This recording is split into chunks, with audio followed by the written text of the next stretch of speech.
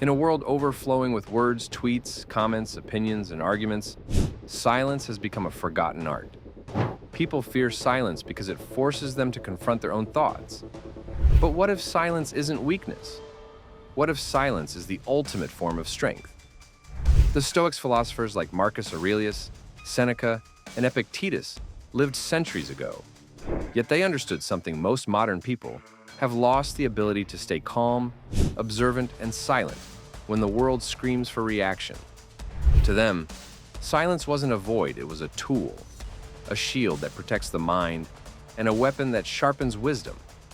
Today, we'll explore how embracing silence can lead you to emotional mastery, the kind of inner control that makes you unshakable, no matter what life throws your way. Number 5. The root of emotional mastery. Emotional mastery begins with the realization that you cannot control the external world, only your inner response to it. This was the cornerstone of Stoic philosophy. Marcus Aurelius reminded himself daily, "You have power over your mind, not outside events." What he meant is simple but profound. The event itself isn't what disturbs you, it's your interpretation of it. Someone insults you, that's external. Feeling offended, that's internal, and therefore under your control. Modern neuroscience now supports this ancient wisdom. Studies from Harvard and Stanford show that emotional reactions are formed within milliseconds of an event. But conscious regulation, the choice to pause, rewires your brain to respond rationally instead of impulsively. The Stoics practiced this pause constantly.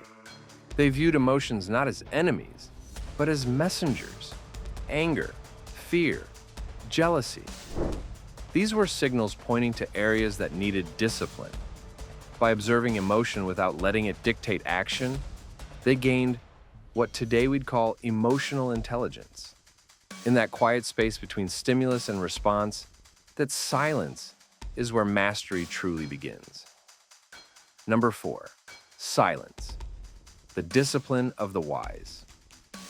For the Stoics, silence wasn't passivity, it was active discipline. It was the art of holding back words until wisdom had shaped them. In the noisy marketplace of ancient Rome, much like today's social media world, everyone wanted to be heard. But the Stoics stayed still, choosing thoughtful silence over impulsive speech. Marcus Aurelius advised, "Don't waste what remains of your life arguing about how a good man should be. Be one that means living your philosophy quietly, not proving it loudly." Modern behavioral science calls this response inhibition, the ability to restrain impulses and delay reaction.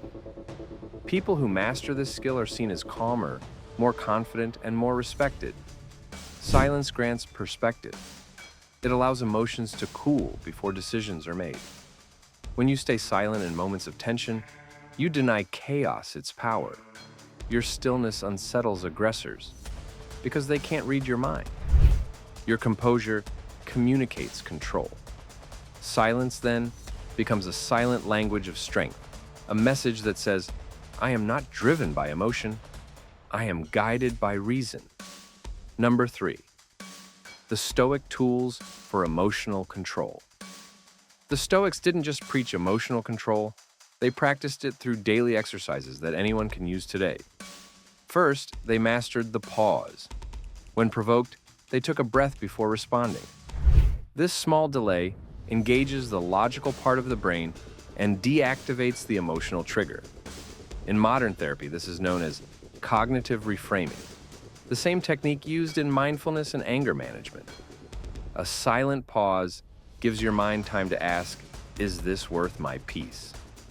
Second, they practiced journaling. Marcus Aurelius's Meditations was his personal journal, never meant for publication, where he reflected on his emotions, mistakes, and victories. By writing about daily experiences, Stoics turned emotion into understanding. Today, psychologists confirm that journaling reduces anxiety and improves decision-making by helping the brain process events logically instead of emotionally. Third, they used negative visualization. Stoics would imagine losing what they valued, their health, possessions, or even loved ones, not out of morbidity, but to cultivate gratitude and resilience. By mentally rehearsing loss, they became emotionally unshakable in real life. Modern resilience training uses the same method to reduce fear of uncertainty. Finally, they practiced daily silence. Every day included moments of stillness, time away from crowds and distractions. In that silence, they regained clarity and realigned with their values. Science now shows that just 10 minutes of silence a day lowers cortisol levels, boosts creativity, and increases emotional stability. The Stoics didn't need data to know this. They felt its truth through experience. Number 2, silence reveals true strength. True strength is quiet. The loudest person in the room is rarely the most confident. Often, they're the most insecure. The Stoics believed that restraint was the highest form of power. In a heated argument, anyone can shout, but only the disciplined can remain calm. When you master silence, you stop giving power to provocation. You no longer dance to the tune of external noise. Instead, you stand like a mountain unmoved, observing, understanding. Silence also deepens perception. When you stop rushing to speak, you start to notice what others miss: tone, intention, emotion. You see patterns in behavior, feel undercurrents in conversations, and learn who people truly are. In leadership, this is an invaluable skill. Great leaders don't dominate discussions, they listen. In relationships, silence prevents regret because words said in anger can't be taken back. As Seneca warned, to be angry is to be out of control of your own mind. By remaining silent, you maintain ownership of yourself.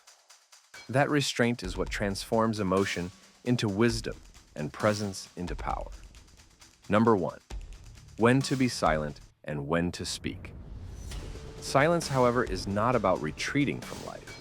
It's about choosing when to engage. The Stoics taught that virtue lies in balance, knowing when to stay silent and when to speak with courage and clarity. Silence is valuable when emotions are high, when words could cause harm, or when action is wiser than argument. But there are also moments when silence becomes cowardice, when truth must be spoken to defend justice or integrity. The key is intention. Before speaking, ask, am I speaking to help or to harm? If this message inspired you, take a moment of quiet reflection right now. Feel the peace that comes from doing nothing, saying nothing, just being.